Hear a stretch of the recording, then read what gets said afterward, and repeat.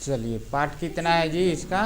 Part number 3 है, यहाँ पे पार्ट 3 है। ठीक है, चैप्टर का नाम क्या है? दो चर वाले रैखिक समीकरण, दो चर वाले रैखिक समीकरण युग्म। चैप्टर का नाम है ये। ठीक है, पार्ट 3 के लिए क्या है? थ्योरी है, हिंदी में लिखा है थ्योरी। अब इसमें क्या कर रहा है? रैखिक समीकरण किसे कहते हैं? सबसे पहले तो हम लोग इसमें दिया है दो चर वाले रैखिक समीकरण, तो सबसे पहले जानना जरूरी है कि रैखिक समीकरण है क्या। तो रैखिक समीकरण किसे कहते हैं? तो एक सीधी रेखा बनाने के लिए दिए गए समीकरण एक रैखिक समीकरण होता है। जैसे यहाँ पर एग्जाम्पल में समझाया गया है, क्या है? x प्लस वाई बराबर 1। इसका हम लोग समीकरण जो है ये हमेशा कैसा रेखा होगा? सीधा रेखा होगा। कैसा रेखा होगा? सीधा। या 2 में भी दिया है 2a प्लस b, ये भी क्या है? इसका भी रेखा कैसा होगा? सीधा रेखा होगा। फिर कह रहा है एक चर वाले रैखिक समीकरण, यानी अब यहाँ पर हम लोग चर के बारे में बात करेंगे। किसके बारे में? कह रहा है रैखिक समीकरण के दो भेद होते हैं। कितने भेद होते हैं? दो भेद होते हैं। एक होता है एक चर वाले रैखिक समीकरण और दूसरा होता है दो चर वाले रैखिक समीकरण। अब एक चर और दो चर तो पता चल गया, लेकिन बार बार इसमें हो रहा है कि इसका काम चर। तो ये चर क्या है और चर क्या है? भैंस चर गाय चर नहीं ना है। तो इसमें देखिएगा चर क्या होता है, जो x और y जो आपको दिखता है ना क्वेश्चन में, जैसे इसमें x y दिख रहा है, तो इसी को हम लोग कहते हैं चर। क्या कहते हैं? चर। और जो 1 2 3 ये सब जो दिखता है गिनती की संख्या, ये क्या है? अचर संख्या है। कौन संख्या है? अचर संख्या है। तो चर संख्या किसे कहते हैं? अचर संख्या कौन है ये पता चल गया हम लोग को। तो वहीं क प्रकार का होता है? दो प्रकार का। अब एक चर किसे कहते हैं? क्या कह रहा है? एक चर वाले रैखिक समीकरण, जिस रैखिक व्यंजकों में केवल एक ही चर हो उसे एक चर वाले रैखिक समीकरण कहते हैं। जैसे यहाँ पर लिखा है 2x प्लस 3 इक्वल टू 5, तो यहाँ पर हम लिख देते हैं 2x प्लस 3 इक्वल टू 5 है।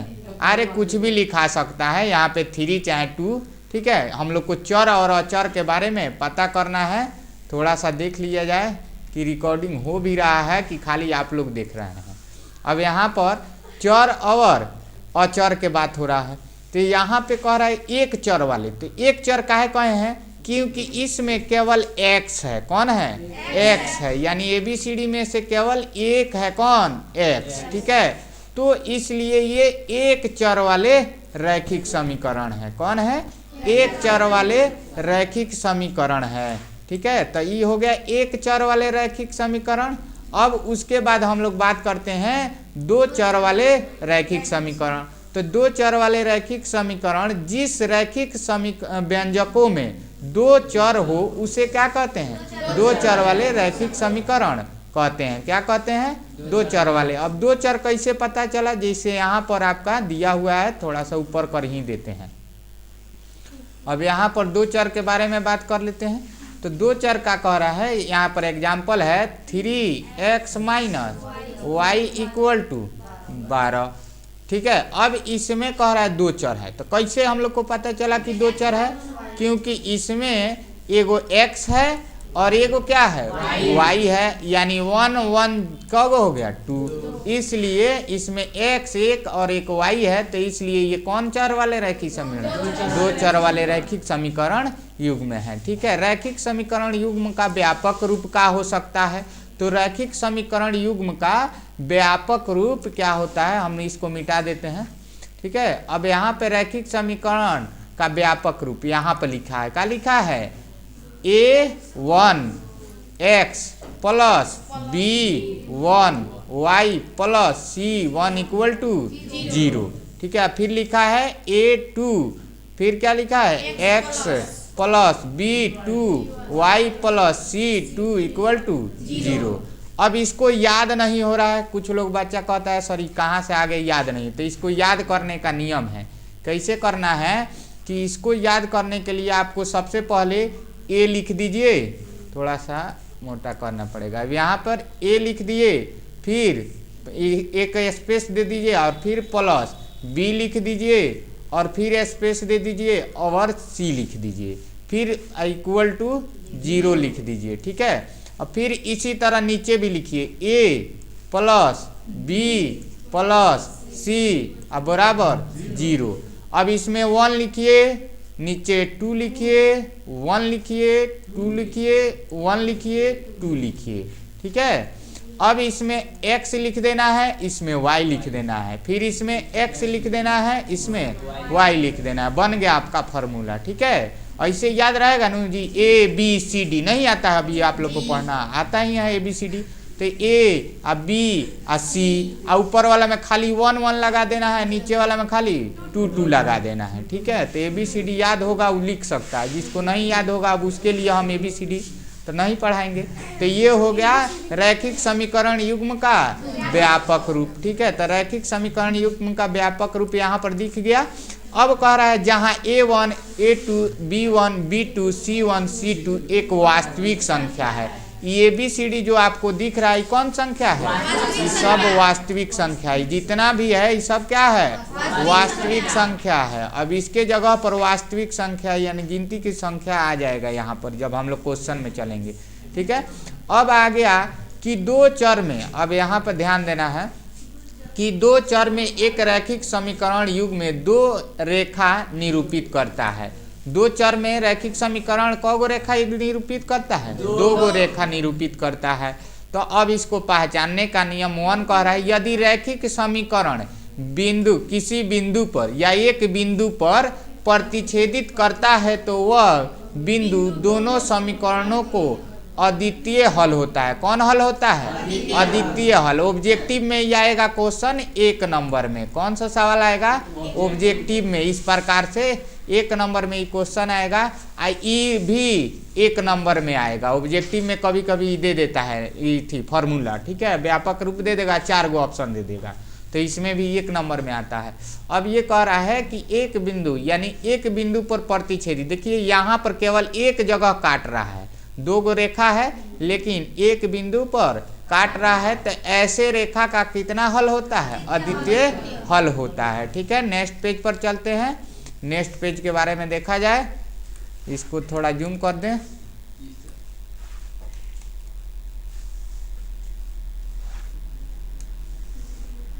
अब यहाँ पर फिर हम लोग बात करते हैं। अब यहाँ पर क्या है कि कह रहा है यदि रेखा समांतर हो तो समीकरण का कोई हल नहीं होता है। इस स्थिति में समीकरण युग्म में असंगत होता है। किस तरह होता है, संगत होता है, ठीक है। अब यहाँ पे देखिए दोनों रेखा आमने सामने जा रहा है कि नहीं जी, साफ आमने सामने जा रहा है, तो इस तरह के रेखा को हम लोग क्या कहेंगे, समांतर रेखा। और जब समांतर रेखा हो जाएगा तो समझिए कि उसका हल नहीं होगा। हल क्या होगा, नहीं होगा। जब समांतर रेखा होगा तो उसका हल नहीं होगा, क्योंकि वो कहीं भी आगे जाके इसे नहीं कटेगा किसी बिंदु पर, ठीक है। तो इसलिए क्या होगा, वो उसका हल नहीं निकलेगा, ठीक है। केवल हम लोग को जब पहचान हो जाएगा कि हाँ इसका जो है रेखा समांतर जा रहा है तो उसका हल खत्म बाजार हो जाएगा, ठीक है, उसका हल नहीं होगा।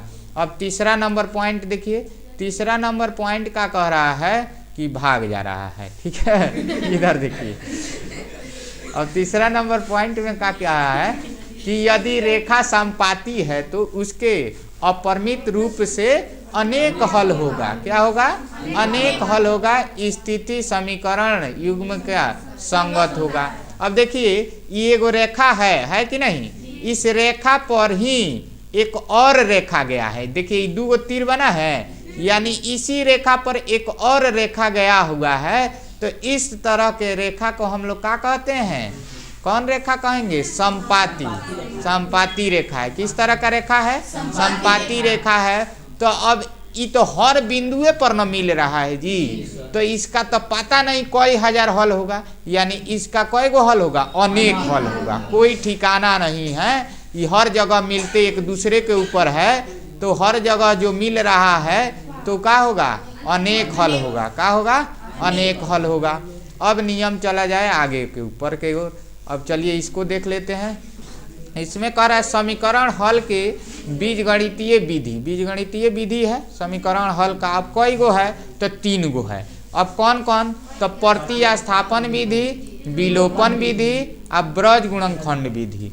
कई गो विधि है? 3 विधि है। क्वेश्चन में इसे भी दे देगा समीकरण हल का बीजगणितीय विधि कितनी होती है, आंसर दे देगा 1 2 3 4।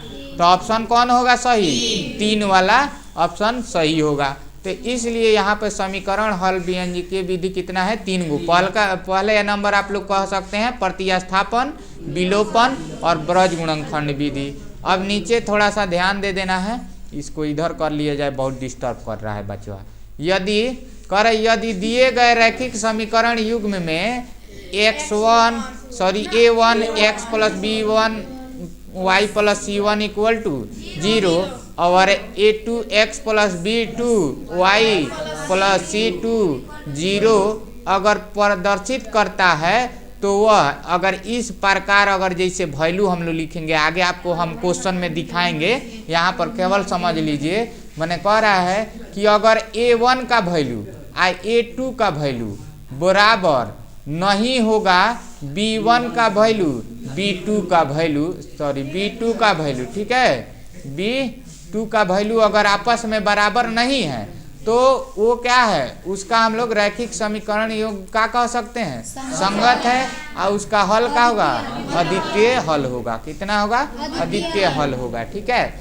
अब इस तरह से दूसरा भी नियम है इसके जैसे। इसका मतलब है कि a1 बराबर मान लीजिए 2 है, a2 बराबर कितना है? 3 है, और b1 बराबर मान लीजिए आपका 5 है, और b2 बराबर 7 है ना, 7 है। तो अब इसके बराबर नहीं होगा। क्यों? क्योंकि इसका हम जब वैल्यू लिखेंगे, जैसे लिखा है a1 का वैल्यू, तो a1 का वैल्यू कितना है? 2, और a2 का वैल्यू कितना है? a2 का वैल्यू 3, अब बराबर फिर b1 का वैल्यू 5 है ना, तो b1 का वैल्यू 5 और c1 का वैल्यू b2 का वैल्यू 7। तो ये देखिए, ये इसके बराबर है, तो ये गलत है, तो यहाँ लिखेंगे नहीं है। तो क्या है? नहीं है, तो इसका अद्वितीय हल होगा। इसका क्या लिखेंगे? अद्वितीय हल होगा। ठीक है, अद्वितीय। अब यहाँ पर ध्यान दीजिए नीचे। अब यहाँ ध्यान देना है कि रैखिक समीकरण, आगे चलने दीजिए, आगे सब ऑप्शन में मिलेगा।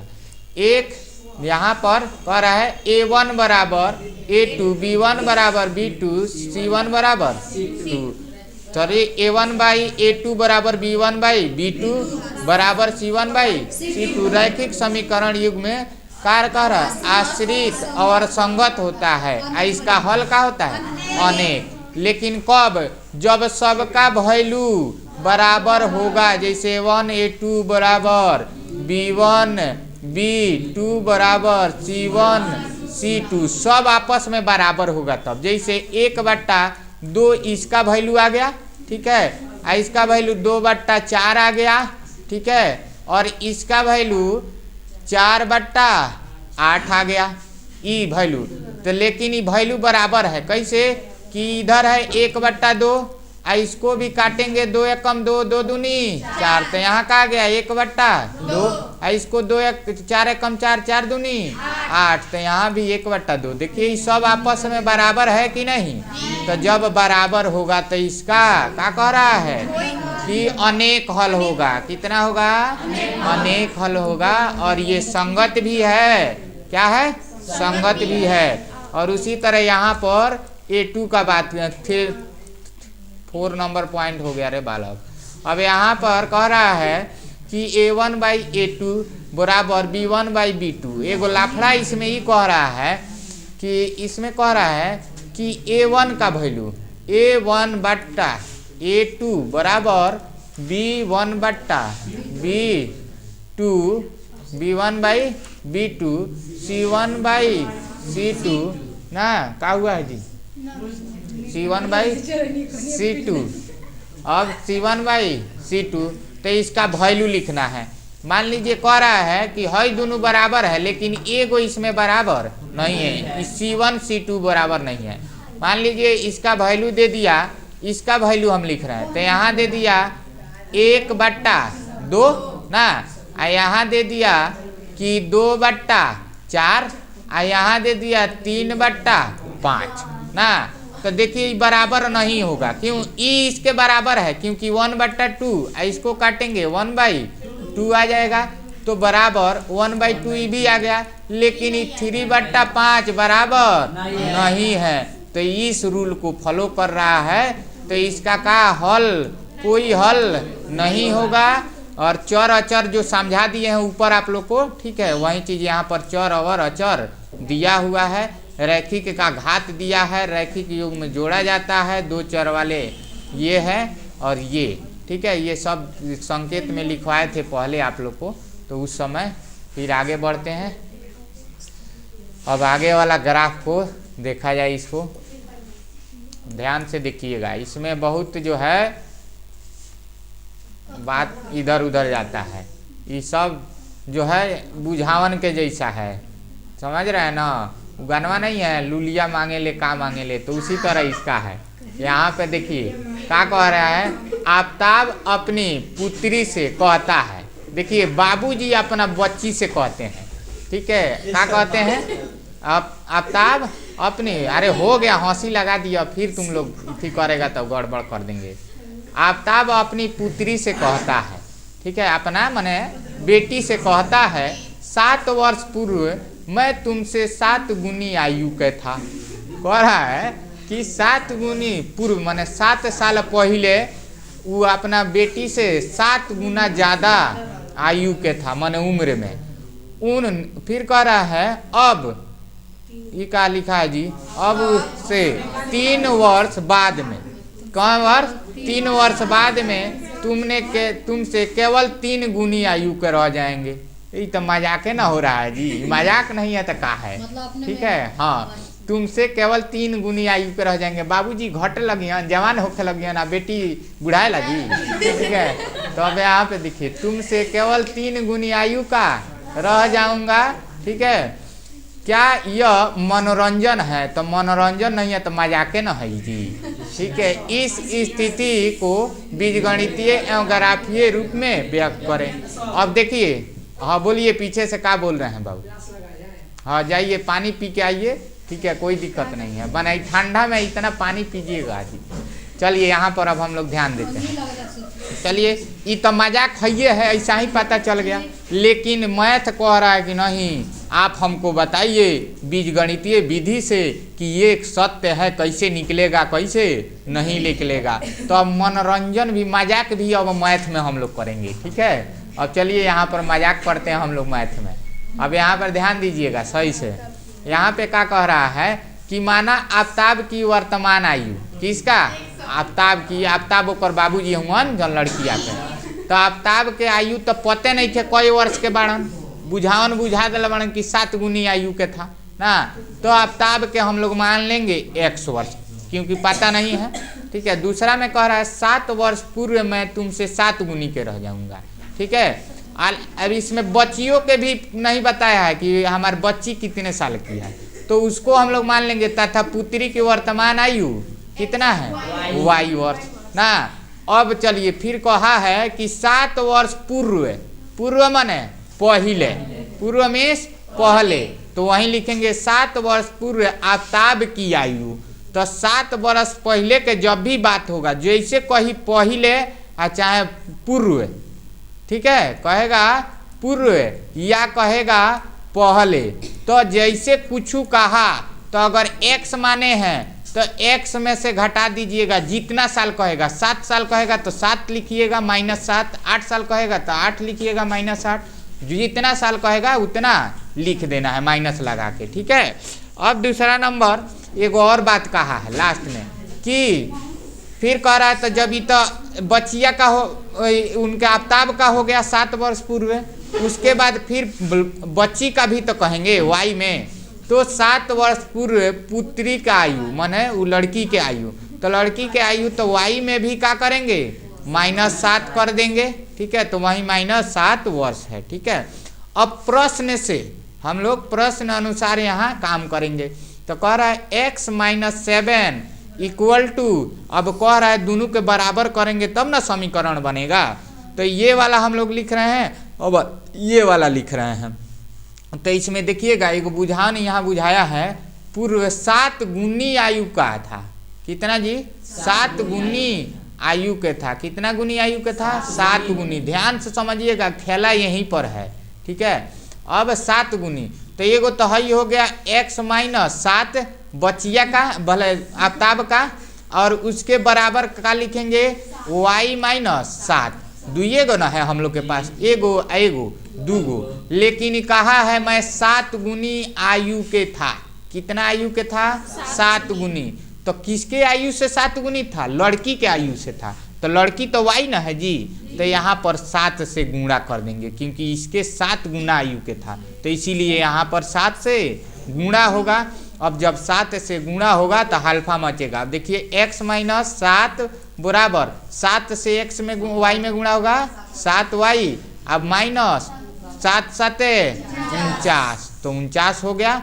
अब इसी को अगर इस 7 है यहाँ पर, तो x को इधर रहने देंगे, और 7y माइनस 49, हई माइनस में है 7, तो इधर भेजेंगे तो आके बन जाएगा प्लस, ठीक है। इधर का बन गया प्लस, तो x बराबर 7 y फिर क्या है माइनस, कितना है ये वाला 49 में से 7 घटाइए, कितना आएगा 42। इसी को हम लोग मान लेंगे समीकरण 1, जो कि यहाँ पर समीकरण 1 माने हुए हैं, ठीक है। अब आगे बढ़ाएं, यहाँ तक समझ में आ गया? बस खेल इतना ही में था, अब तो इधर फटफट बन जाएगा। अब एगो ऐसा ही खेल है 3 गुनी वाला, ये तो हम लोग 7 गुनी वाला किए हैं, एगो 3 गुनी वाला अभी खेल बाकी है, ठीक है। तो यहाँ पर ध्यान दीजिएगा, फिर इसी को समझना है, बाकी कुछ नहीं, बाकी तो यूं ही आप बना दीजिएगा। अब यहाँ पर ध्यान दीजिएगा, 3 वर्ष बाद आफ्ताब की आयु, देखिए उसमें बोला है 3 वर्ष बाद, यहाँ देखिए तो 3 वर्ष बाद बोला है कि नहीं? 3 वर्ष गुनी का, यानी 3 वर्ष बाद 3 गुनी आयु का था, ठीक है। तो वहीं 3 गुनी हम लोग 3 वर्ष बाद के जैसे बात कहेगा कि बाद में, तो जैसे कहेगा तो बापुआ को हम लोग कहाँ चीज से माने हैं? x से। जैसे बाद कहेगा बाद, ठीक है, तो बाद के मतलब प्लस जोड़ना है, क्या करना है? जोड़ना है। अब जो कहेगा 3 वर्ष कहेगा तो 3 जोड़ देंगे, 4 वर्ष कहेगा तो 4 जोड़ देंगे। तो बाबूजी के उम्र x से हम लोग डिनोट किए हैं, सूचित किए हैं, 3 वर्ष है तो 3 से कर देंगे, ठीक है, प्लस 3। बाद के जब भी बात आएगा तो उसमें जोड़ना है। उम्र में जब भी बाद के बात आता है तो जोड़ते हैं, अब पहले के बात आता है तो घटाते हैं।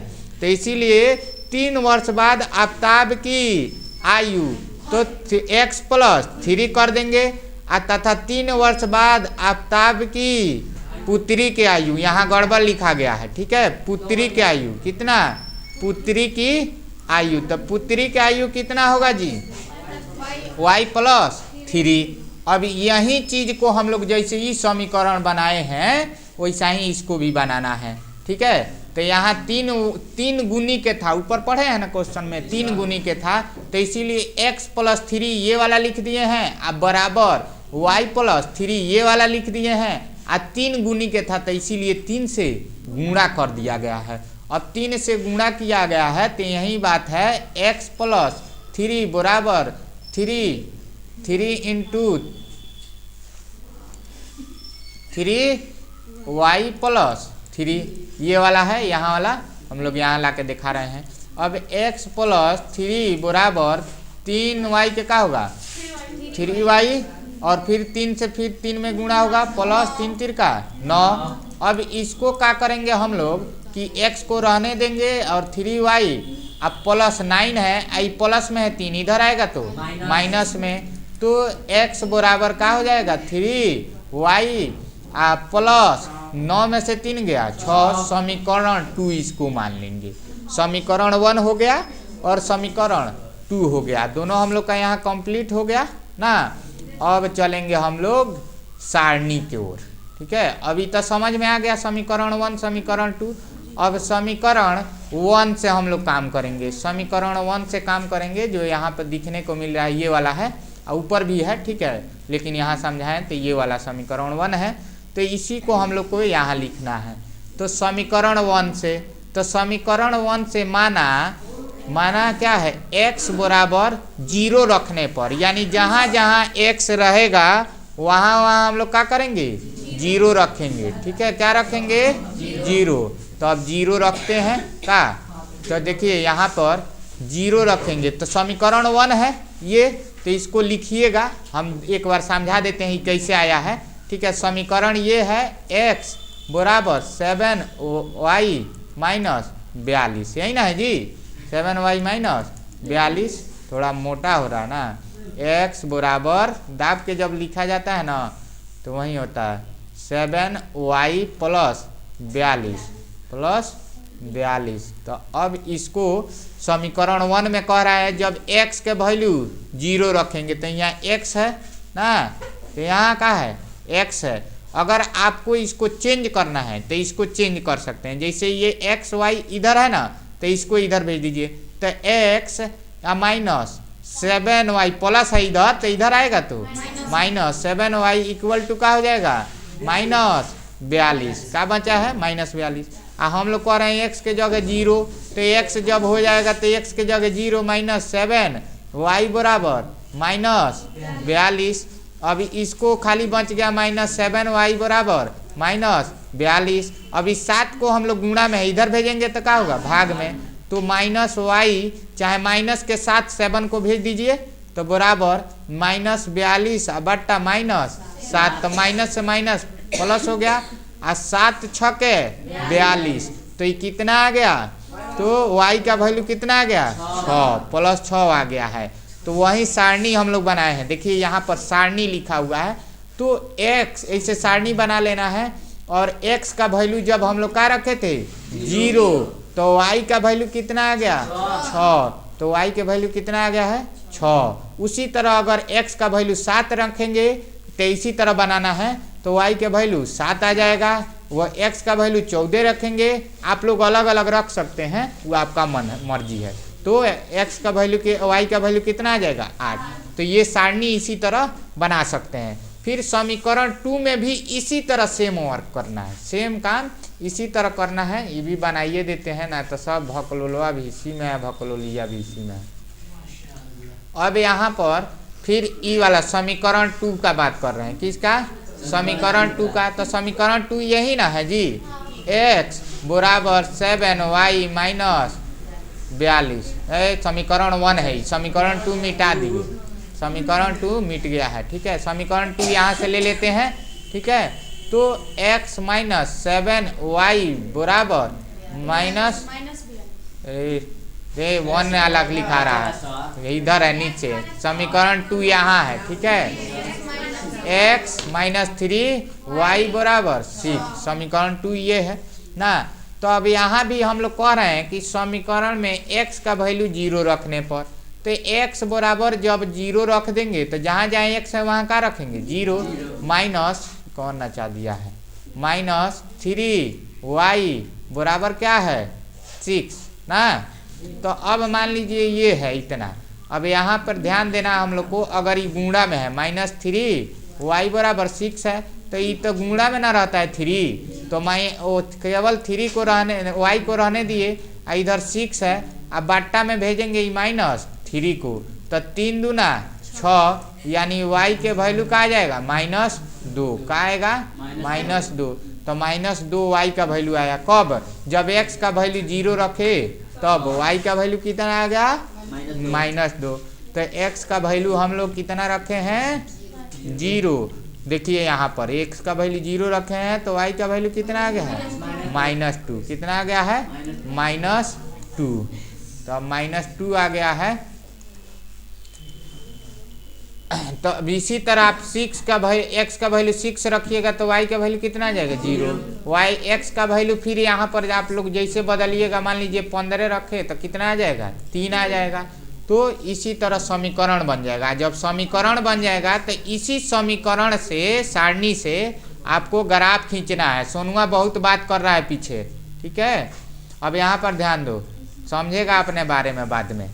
अब यहाँ पर क्या है कि इसको ग्राफ को हम लोग को खींचना है। अब इस ग्राफ को खींचने में, ये ग्राफ जब भी खींचो ना बाबू, तो इसको कलर में ही खींचो, डिस्कलर मत करो, वहाँ पर चेंज कर देना, मैजिक कलर को सही कर लेना। अब यहाँ पर ग्राफ खींचा गया है, तो अब ग्राफ कैसे खींचा गया है इसको ध्यान में रखिएगा, ठीक है। अब पहले नंबर हम लोग सारणी 1 से करेंगे। किसका? सारणी 1। पहले तो इसको रेखा खींच लेंगे एक, ठीक है, रेखा खींचेंगे। जैसे ये है, यहाँ से एक रेखा खींच देंगे इसे ना, रेखा खींचा जाएगा, इसको एक्स वाई लिख देंगे, ठीक है। फिर यहाँ से एक इसे खींच देंगे, ये है एक्स एक्सिस और ये है वाई एक्सिस। कौन एक्सिस है? ये वाई एक्सिस है और वो एक्स है, इसको बोलते हैं हम लोग वाई, इसको बोलते हैं एक्स, यानी ये एक्स लाइन है, ये वाई लाइन। लेकिन ध्यान देना है, यहाँ पर ओरिजिन हमेशा जीरो होता है। क्या होता है? जीरो होता है। इधर प्लस में होता है, इधर माइनस में वैल्यू, यानी ओरिजिन के लेफ्ट साइड माइनस में, जैसे -1 2 3 4 5 6 लिखा है ना, इधर प्लस में है 1 2 3 4 5। इसी तरह इधर ऊपर y का वैल्यू प्लस में होता है और नीचे माइनस में होता है। अब प्लस माइनस दिख रहा है, अब इसमें हम लोग को देखना होता है ये वाला पेज पर, ठीक है। ये सारणी x का वैल्यू जब 0 रखे हैं तो y का मान कितना आया है? 6, यानी 0 4, यानी ऐसे बनेगा 0 का आया है 6, इस तरह का वैल्यू है 0 6। x का सॉरी पहला का क्या है? 0 6, तो अब उसमें हम लोग 0 6 करेंगे। तो यहाँ पर 0 6 कहाँ है? तो 0 तो ये हो जाएगा, x का वैल्यू तो x का लाइन ही है, तो x का वैल्यू कितना है? 0, तो यहीं पर रह जाएगा। और y के वैल्यू कितना है? 6 प्लस 6, तो 6 देखेंगे, तो 6 यहाँ है ना, तो बिंदु ये हम लोग मान लिए हैं 0 और 6, ये है x का वैल्यू, ये है y का वैल्यू, तो 0 6 हो गया, चलेगा यहाँ तक। अब फिर उसके बाद यहाँ पर एगो बिंदु आया, तो यहाँ बिंदु हम लोग कर लिए हैं, ठीक है, यहाँ पर बिंदु। अब फिर दूसरा लाइन के लिए दूसरा फिर देखेंगे, उसी में दूसरा देखेंगे। अब दूसरा में यहाँ पर देखिए y के वैल्यू 7, तो x का वैल्यू भी क्या है? 7, तो 7 7 करेंगे, यहाँ पर 7 देखेंगे, तो x का भी वैल्यू 7 आया है, तो इसके सामने y के वैल्यू भी क्या आया है? 7, तो 7 के सामने इसी लाइन को ऊपर देखेंगे, कहाँ है 7, तो देखिए ये 7 है ना, तो ये दोनों जहाँ कट करेगा, ये लाइन जा रहा है ऊपर, ये लाइन आगे जा रहा है, तो यहाँ पर कट किया, तो यहीं जो मिलेगा बिंदु, तो 7 7 है ये, यानी बिंदु ए बी मान लिए हैं इसको। ये है अगला x का वैल्यू और पिछला y का वैल्यू, हमेशा आगे x का होता है और पीछे वाला y को। अब क्या करेंगे, इस बिंदु से और इस बिंदु पर एक स्केल रखेंगे। क्या रखेंगे? स्केल रखेंगे, और स्केल से मिला करके और उसके बाद हम लोग इसमें स्केल है, थोड़ा ये हो रहा है, हमको टाइम लग जाएगा। स्केल रखिएगा और यहाँ से यहाँ रेखा को मिला दीजिएगा, ठीक है। स्केल रख के क्या खींचिएगा, ऐसे मिला दीजिएगा दोनों बिंदु को, ठीक है। थोड़ा सा गड़बड़ हो रहा है, तो अब इसको मिला दीजिएगा तो रेखा हो जाएगा। और उसी समीकरण को, जो समीकरण 1 है, रेखा पर लिख दीजिएगा। जैसे x - 7y बराबर -42 इस समीकरण 1 था, वही चीज़ यहाँ पर लिखा हुआ है, ठीक है, वही चीज़ लिख दिया गया। उसी तरह समीकरण 2 का भी करना है। जो सारणी हम लोग 2 बनाए हैं, सारणी 2 यहाँ पर बना हुआ है, तो यहाँ भी x का वैल्यू है और y का वैल्यू है। तो x का वैल्यू जैसे 0 रखे हैं, तो y का वैल्यू -2 आया है। तो उसी तरह यहाँ हम लोग आके ग्राफ में काम करेंगे। x का वैल्यू 0 रखे हैं, तो x तो यहीं पर है 0 ना, और y का वैल्यू 2, तो -2 आया। तो नीचे y का वैल्यू कौन होता है? नीचे माइनस में, अब ऊपर प्लस में, तो नीचे में हम लगाएंगे। ये वाला बिंदु जो यहाँ पर होगा वो हमारा फर्स्ट बिंदु हो जाएगा। अब सेकेंड बिंदु देख लेते हैं। सेकेंड बिंदु आया है 6, जब x का वैल्यू 6 रखे हैं तो y का वैल्यू 0 आ गया है। तो x का वैल्यू 6 है, कितना है? 6, तो 6 यहाँ है और y के वैल्यू 0 है, तो इसी लाइन पर ना बनेगा, तो 6 है 0, यानी 6 है यहाँ पर, ये 0 y का वैल्यू, तो इसलिए बिंदु ये एक मिल गया। अब ये दोनों बिंदुओं को क्या करेंगे हम लोग? मिला देंगे। ऐसे करके रेखा खींच के क्या करेंगे? मिला देंगे। बाबू जला दो, नहीं तो हमारे आँख पर ज़्यादा कष्ट रोशनी आएगा।